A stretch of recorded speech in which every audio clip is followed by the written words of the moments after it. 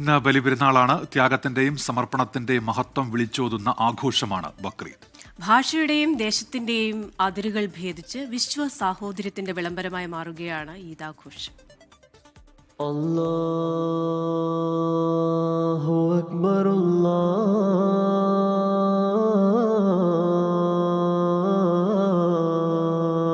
അക്ബർ. ബക്രീദ് അഥവാ ബലിപെരുന്നാളിന്റെ നിറവിലാണ് ലോകം. ത്യാഗത്തിന്റെയും സഹനത്തിന്റെയും മഹത്വം വിളിച്ചോതുന്ന ദിവസം. ഈദുൽ അദ്ഹ അഥവാ ആത്മസമർപ്പണത്തിന്റെ ആഘോഷം എന്നാണ് ബക്രീദ് അറിയപ്പെടുന്നത്.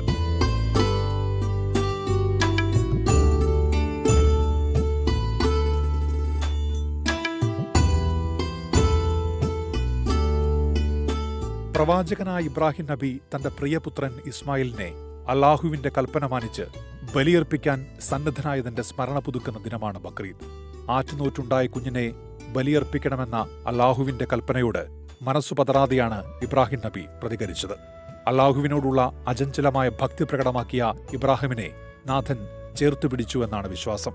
ഭാഷയുടെയും ദേശത്തിന്റെയും അതിരുകളില്ലാതെ മക്കയിൽ ഒരുമിക്കുന്ന വിശ്വാസികളുടെ ഹജ്ജ് തീർത്ഥാടനത്തിന്റെ പരിസമാപ്തി കൂടിയാണ് ബലിപെരുന്നാൾ. ഭക്തിനിർഭരമായ കൂട്ടായ്മകൾ ഒരുക്കി അതിരുകളില്ലാത്ത സ്നേഹത്തിന്റെയും സാഹോദര്യത്തിന്റെയും പ്രതീകമായി മാറുകയാണ് ബക്രീദ്. എല്ലാവർക്കും 24-ന്റെ ബക്രീദ് ആശംസകൾ. Research desk 24.